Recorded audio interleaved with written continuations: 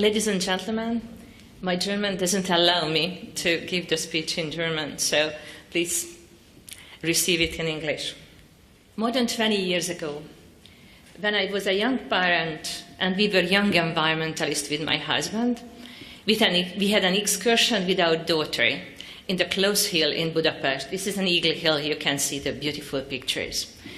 We were walking on the path and we were teaching to our daughters how important it is to have a protected territory, why we have to keep our steps on the paths that are allowed us, why we need not to take anything away from the territory, and why we need not to leave anything in a territory that is protected.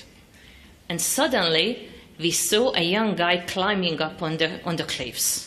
And he was accompanied with his grandfather. And you can imagine, being the young environmentalist, teaching our daughters, we immediately turned to him and said, "You are not allowed to do this. This is a protected territory. Do you know why is it protected? You can't climb on the cliffs because it's protected. You have to keep on the path and this kind of things." And he got angry.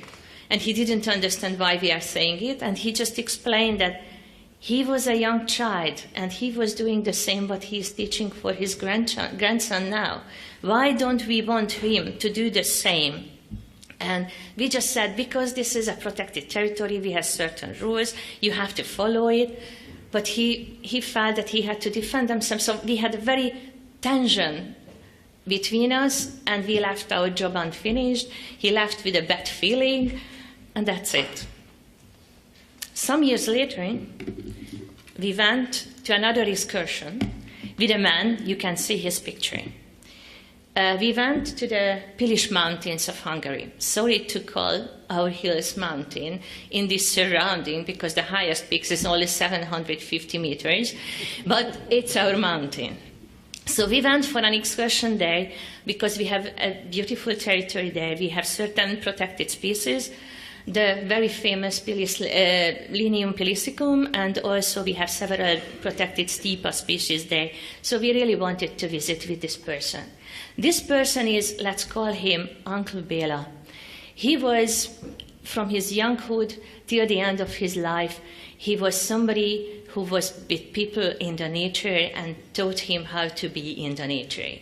He was a kind of nature grandfather of the Hungarian Boy Scout movement. He always had something with him, small sacks. When we stopped and we had to touch or smell and guess what's in, he taught us how to prepare a pipe or a whistle from a lead, from a grass. So he was somebody who lived there and taught us how to live there. And when we came down from the hill, we met a group. There was an excursion, a family excursion, probably 2-3 families together, and they hold a bouquet. A huge bouquet of the flowers. Probably the theoretical price was more than 300 euros. And Blaba went to them. And we thought, no, he will tell them, it's wrong what they are doing, it's not allowed, don't protect, whatever. But something different happened. He just joined them and entered to a conversation. They started to discuss love. He stopped, show some leaves, show some plants, show some trees, and they just came down to the hill and came together. And at the end, there was no penalty, there was nothing. They kept the bouquet, and we didn't understand. And we turned to Blaba, what happened? And he said, look, this group came to the hill because they love it. They came here to show it to their children. Who else can help us to save it and conserve it in the future but them? And now he offered them a guided tour next time when they come, and they can do together and learn, because they love it. They love the place. They value the beauty, just didn't know how to do it well and how to do it better. So Blaba never learned pedagogy. He never learned communication. But he was one of the biggest masters of me, learning how a good communication looked like. He paid attention, understood, listened, asked questions, listened to answers, felt empathy, not just showed empathy, felt empathy towards that group, understood why they are there and why they did what they did, and guided them with love. I think this is what a good communication look like. How will good communication look like? We can help our target audience to do it. What I would do differently if I can go back in time to that Eagle Hill and meet that grandfather and the grandson. Probably I would ask them why are they doing it? And if they would say that because the childhood, because they love it, because this is a very nice territory, he has a good memories from his childhood, I would say, does he remember how it looked like when he was a young child? Where were the borders of the natural territory or houses 30 years ago, and where are they now? How many inhabitants we have in Budapest now, and how many we had before? How many cars we have in Budapest now, and how many we had before? If he sees the changes, this is why the changes happens in the status of the territory. This is why we had to save it. This is why we had to protect it. Because it's a smaller territory and the bigger threats on it because of the biggest influence of the people and the traffic around it. And if he understood, and if he still loves the territory, won't he join the established organization called Save the Eagle Hill? If he wants to do the best, work with them, not climbing. But I think I wouldn't say not climbing, just to say to learn more how to do it better. And this curiosity of learning what makes us to change, how communication and education helps us to change, led me to work nationally, internationally, on different communication projects and education projects, and joined the IUCN Commission on Education and Communication that has many different expertise, educators, communicators. Newly we have the behavioral scientist, I will tell you why, and we would like to support globally the communication and the natural communication, the communication for nature. And when we plan a project, we always ask each other, why do we communicate? What do we want to reach out by that communication or education project? Do we want our target audience to know something they didn't know before? Species, the protection, the Convention on Biodiversity, Natura 2000, the maps.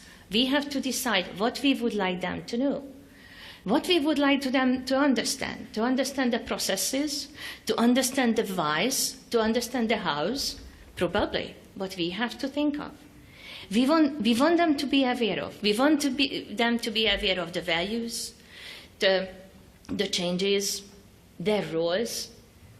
All of them is a good target for a goal for a communication, but we just have to be conscious. What do we want to achieve?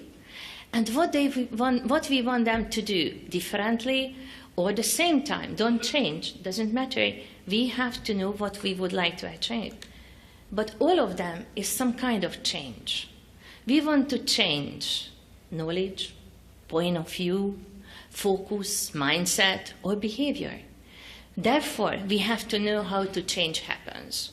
Because we are really good at communicating. We are really good at putting together posters. We are good at putting up facts and information and maps and many other things. But this doesn't lead itself to change. For the change, we need facilitation. What Blaba did, listen, understand, and help to reach what he wanted to reach. He wanted this group to understand the value, and there are certain rules, there are protected species, and if they want to do their best, he offered his help to guide them with love. So the change happens. We need the communication for change, need a good technical content. We need to know what is protected, what does Natura 2000 mean, where are the territories, what are the species, what is the way we can maintain the territory. It's very important. But also with this knowledge, we have to know how to facilitate change, how to work with the people who are maintaining the territory, who are living the territory, who are using the territory. We have to work with them. And I asked my colleagues, because you asked me to bring some experiences, and I asked them what are the good experiences communicating Natura 2000. They didn't give me that stone of wisdom, but probably I can share some of the learning points we learned together. This is 4 very simple points, but it's important from all sides. First, know your audience. We heard it several times, but I will share a little bit more. Go beyond jargon. Provide participation, and love not loss. Let's go a little bit more deep into. Know your audience. Some years ago, I read an article. This was about the scientific research summary. And I love the expression it has, that everybody has their own worry basket. It's here. It's full. And we are designed to keep it full. It's always full. If I give you some minutes to make a list of your worries, I'm sure you could put it together. It can be many things. It can be about the children of your future of your children, the schooling, the income, the decrease or increase of the tax, or many other things. If I want to put the worry of climate change, biodiversity loss, maintaining Natura 2000, I have to change something that is already there or connect to something that is already there. If you are worried about your house, or if you are just thinking about your house, probably we can explain how a healthy nature leads to healthy people, how a healthy nature leads to a healthy community. We just have to think of how to connect it. And to be able to do that, we have to know the worry basket of the other people whom we are working on, whom we are communicating to, the target audience. Let me give an example. When the Natura 2000 was established 20-some years ago back, in Carpathian, the wolf just came back. All of the conservationists in certain territory. And all of the conservationists were so happy that we have the wolves back. We want the wolves back, yes, we have to protect it. And of course the shepherd got worried. The wolves was not there. The way how they kept the sheep was completely different. And they were vulnerable. They were worried about their sheep, of course. What a conflict. And of course they saw each other as enemies, completely. Saving the wolves, hunt the wolves. What to do? And then the Commission of Communication and Education ran a project there, and we started to understand each other, to talk about each other's worry basket, I would say. What motivates us? What is important for us? What are the fears? Why do we have is it real or not? Is it just a feeling because of all of the children's story starts with a wolf who kills the grandmother or whatever? Or this is a real threat? Let's discuss. Let's start to communicate. And that was a long process, 1 or 2 days. Oh no, sorry. It was a 2 years project, but there was a workshop for 2 days. It was a 2 years long project. And finally, the conservationists and the farmers or shepherds agreed on that they have to lobby together to have some measures to save the sheep. In one place there was the solution was to get money from the government to fence them around, or a warning sign, or the other one was about compensation. It depends case by case. But not knowing each other's perspective wouldn't have any conclusion together. And this was a real success story somewhere in Slovakia back 20 years before. Okay, we know the others worry basket. Then think about their own language. We are using, look at those languages, ecosystem services, biodiversity. 15 years ago in a research in the UK showed that the people think that the biodiversity, 40% of the people thought it's a washing detergent. Okay, we have to change it. Okay, biodiversity is important. Teach in the school, teach in the university. But if they don't understand, do they understand the healthy nature? Do they understand the clean water? Do they understand the clean air? Do they understand the life with or without bees, the breakfast with or without bees, probably talk that, instead of talking about the ecological services or the footprints or many other things. Of course, we have to find a way how to teach our kids and the students and the young and the others who are interested in the scientific terms, but the communication can't start with it. It must be used, the languages they speak and already understand. And provide participation. This is in two ways. When we are communicating to a group, to a target audience, we have to talk to them, and we have to ask them for advice. Help us to use the proper language. Help us to design the communication in a better way. And because they knew what they listened, so test it, work it, engage them in the communication. And the other thing is that when I asked my colleagues what is the best way to communicate Natura 2000, they told me there are several web pages out there. The European Union is maintaining a web page, and there are thousands of good products and projects. But they think that the best communication is the participation itself. Probably in Europe, we missed the point when we established the Natura 2000 to have a real deep participation. We just made that net because it was urgent, it was important, we prepared the net, it's in stone, almost in stone, but we have to maintain it. But now this is the right moment to prepare the management plan in a very participatory way. Give the right information, engage all of the users and the stakeholders, and do it together. Because my message for the conservationists, we are not managing protected territories. We are managing people to save the territories, to make the territories protected. So we have to do it in a real partnership and work together. Another example, I worked with a national park who was dealing with a beautiful lake. It was a Natura 2000 site, and they were always complaining that the people around the municipalities don't keep the rules. They are doing many things, harm the nature, and they don't understand, they don't want partnering, they can't discuss with each other.